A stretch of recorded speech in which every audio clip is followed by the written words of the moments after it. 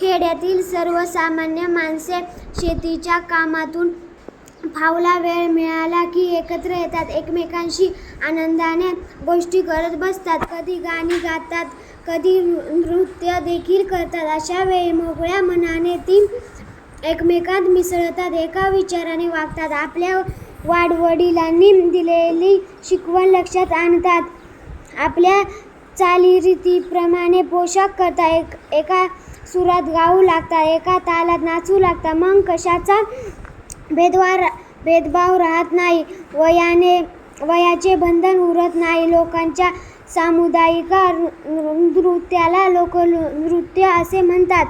सर्वसामान्य लोकांच्या अंगातील गुणांचे प्रकटीकरण हे नृत्यकलेतून होते. माणूस नाचू लागला म्हणजे त्याला स्वतःचे भान राहत नाही, तो बेभान होऊन नाचू लागतो. इतर त्याला साथ देत राहतात, त्याच्याबरोबर इच्छेने उमेदीने नाचू लागतात. अशा वेळी बघण्याजोगा देखावा असतो. माणूस वाऱ्यासारखा हलताना पहिला म्हणजे अचंबा वाटू असतो.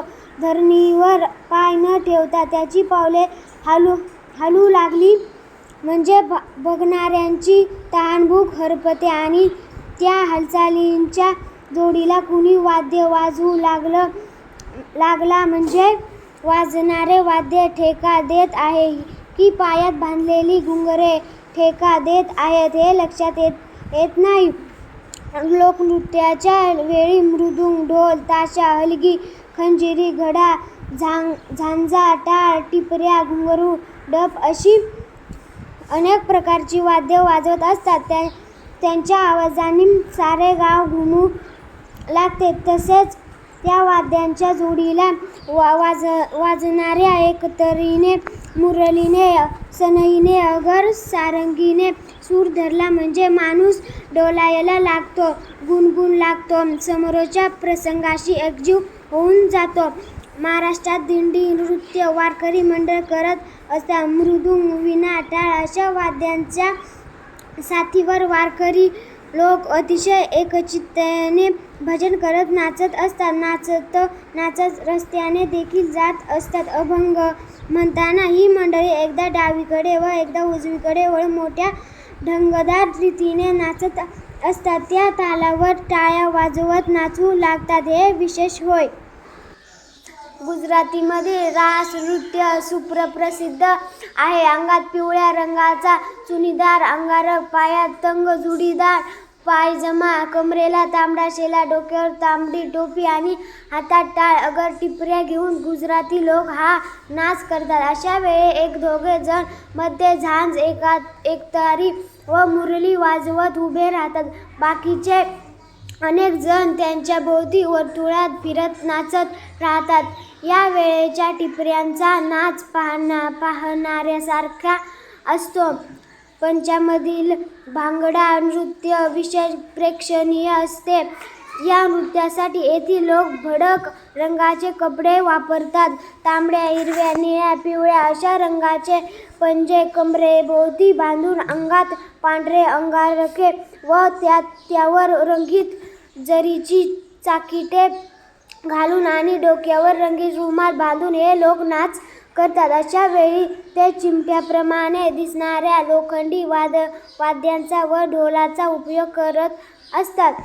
छत्तीसगडमधील बस्तर भागातील माडीया जमातीच्या शेतकऱ्यांचे लोकनृत्य मोठे गमतीदार असते. येथील लोक डोक्यावर उंच अशी पिसांचीही शिडे खोवतात, त्याखाली बैलांची शिंगे लावतात आणि कपाळावर माळा बांधून हातात खूप लांबीचे मृदुंग घेऊन नाच करतात. हे लोक पेरणीच्या वेळी आणि सणासुदीच्या वेळी नाच करत असतात. बिहारमधील आदिवासींच्या नृत्याचा थाट काही वेगळाच असतो. स्त्रिया परकरासारखा एक लेहंगा नेसतात, गळ्यात चांदीचे जड दागिने घालतात. पुरुष आखूड धोतर नेसून कमरेला एक कापड बांधतात व त्यांचा सोन्यासारखा पट्टा पुढे सोडतात. डोक्याला रंगीत फडके बांधून त्यात पिसे खोवतात व ढोलके वाजवतात. त्यांच्या तालावर स्त्रिया नाचतात. हा नाच फार बघण्यासारखा असतो. स्त्रियांचे लोकनृत्य वेगळी, पुरुषांची वेगळी. स्त्री पुरुषांची एकत्र अशी लोकनृत्य आणखी वेगळी. शिवाय गावोगावची, प्रांताप्रांताची, देशादेशांची पद्धत निराळी. प्रत्येकाचे म्हणून वेगळे असे वैशिष्ट्य ही लोकनृत्य दाखवत असतात. लोकनृत्याचे असे अनेक प्रकार आहेत.